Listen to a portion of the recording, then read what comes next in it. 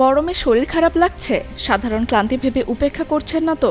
কারণ তীব্র গরমের সামান্য কিছু লক্ষণই হয়ে উঠতে পারে হিটস্ট্রোকের সতর্কবার্তা।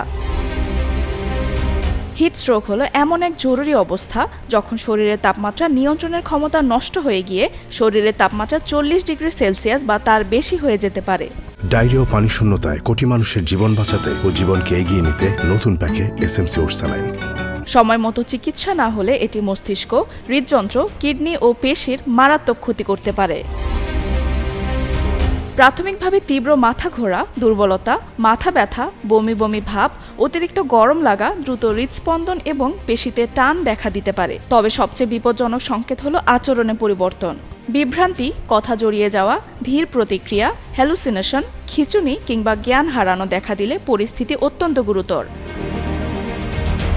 শিশু, বয়স্ক ব্যক্তি, রোদে কাজ করা মানুষ এবং যারা দীর্ঘ সময় কম পানি পান করেন তাদের ঝুঁকি বেশি। কারো মধ্যে হিটস্ট্রোকের লক্ষণ দেখা দিলে দ্রুত তাকে ঠান্ডা ও ছায়াযুক্ত স্থানে নিয়ে যান, অতিরিক্ত কাপড় সরিয়ে দিন এবং ঠান্ডা পানি বা ভেজা কাপড় দিয়ে শরীর ঠান্ডা করার চেষ্টা করুন।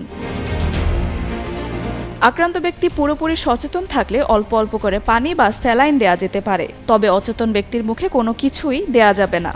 সবচেয়ে গুরুত্বপূর্ণ হলো প্রাথমিক ব্যবস্থা নেয়ার পাশাপাশি দ্রুত জরুরি চিকিৎসার ব্যবস্থা করা। আর হিটস্ট্রোক এড়াতে তৃষ্ণা না পেলেও নিয়মিত পানি পান করুন, দুপুরের তীব্র রোদ এড়িয়ে চলুন এবং বাইরে বের হলে হালকা ও ঢিলেঢালা পোশাক ব্যবহার করুন। হিটস্ট্রোক সাধারণ ক্লান্তি নয়, লক্ষণ চিনুন, দ্রুত ব্যবস্থা নিন, জীবন বাঁচান।